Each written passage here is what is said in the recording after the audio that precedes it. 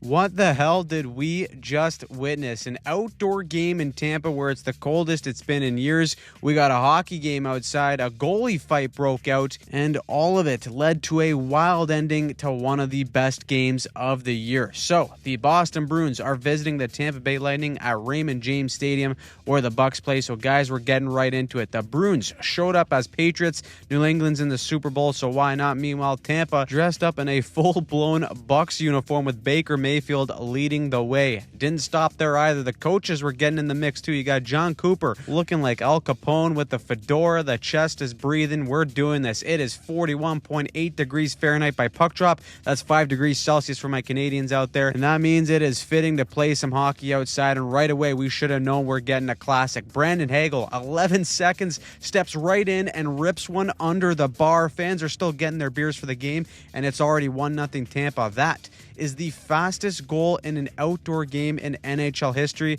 There you go. Buckle up because we're just getting started. And so are the Bruins. Their forecheck makes an impact right away. Watch this. Mikey Eyssimont, the former Lightning, cuts off the wall, creates a turnover, sends a little spin cycle to evade the checker, and then all patience and vision to find Alex Steeves in the slot. He bangs one home to make this a 1-1 game. Now, it's important to note that Andrei Vasilevskiy, the Tampa Bay goaltender, has returned back to Vezina form this year. We talked about it on the channel this past week, but his percentage in high danger areas is among the best in the league. Even if you get a grade A chance like that first goal, the numbers suggest he's stopping most of those. So, Boston adopts the old mentality of you can't stop what you can't see. 4 minutes after their first goal, it is the Geek Squad. Morgan Geeky stepping right up to tip one home to make it 2-1. All right. Boston sees that and says, let's copy and paste that on the next power play. McAvoy from range again sends a floater, and this time it is Arvidsson becoming Tippy Longstockings in front. It squeaks through Vasilevskiy,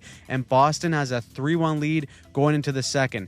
The Bruins didn't stop feeling it there, too. They come out of the intermission, guns blazing, and it's the kid. Matty Courtois gets a slick feed, then goes backhand Billy upstairs to make this a 4-1 game with 17 minutes left in the second.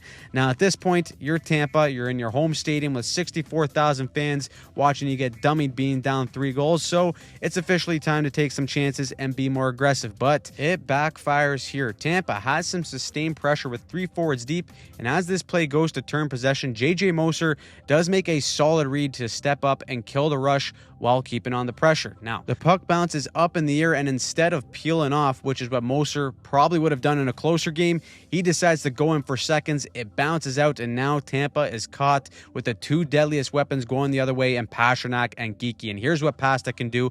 Look at this dirty salesman. He sells shot all the way, loads up on his front leg. He's looking at Vasilevskiy the entire way too. Then last second, slips it to the Geek Squad to make it 5-1. It is officially ugly now. This one could be a runaway bride, not even close. But then Boston gets in some penalty trouble, and keep in mind this type of backdoor play for later. Hagel sneaks down the far post. Gensel finds him, and Bjorkstrand cleans up the garbage 5-2. Eats a little cross check after for good measure, and things start to get testy from there. The very next play, Tampa is on the power play again, and watch Hagel right in Jeremy Swayman's kitchen. He goes fishing for a loose puck. That sets everyone on Boston off. He gets taken down. Swayman jumps right on him, starts giving him the business. So Vasilevskiy sees all this and says, no, I'm coming out to deal with this. And Swayman is game. Here we go. Swayman's got a stick stuck in his pad. He throws off his helmet and says to Vasilevskiy, "You're going to take that off? You should probably take that off." Gentlemen's respect. They both drop the buckets, and I can't believe what we're seeing here.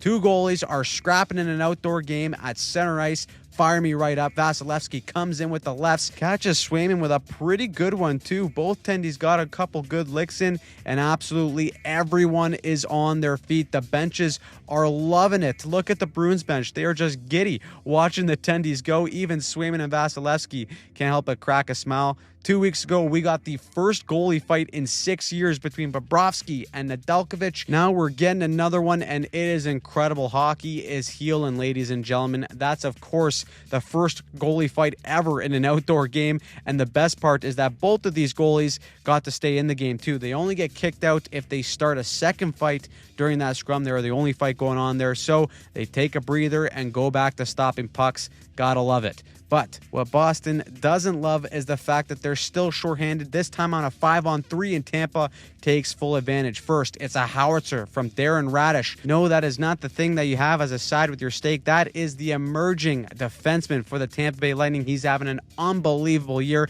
He makes it 5-3, and then 20 seconds later, Nick Paul on a down low play again makes it 5-4. Things are getting tight for Boston here going into the third, only up by 1, and so they want to lock things down. Now, Tampa is one of the best rush teams in the league, and with Boston being up by 1, we saw them sit back in this 1-2-2 in the neutral zone a lot in the third period to clog up that zone and make sure that Tampa doesn't get any odd man rushes where they can start cooking. For the most part, Boston did a decent job, but late in the third period, Tampa gets some sustained zone time, and we get to watch the magic of Nikita Kucherov. One of the reasons why this son of a gun is the best winger in the league is because of his off-puck routes. He is so good at throwing misdirection at defenders to get him thinking he's in one spot, when really his true intention is to attack another. Here is no different. He sends this puck back to the near point man, and he recognizes that this Bruins defender has attached onto him as a check. So watch him go to attack downhill towards the net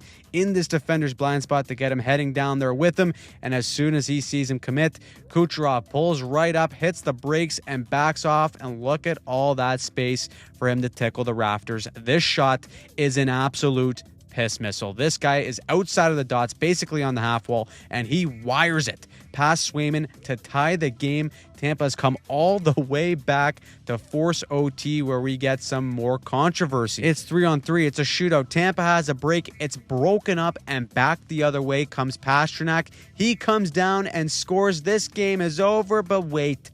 Hold the phone. Stripes is waving it off.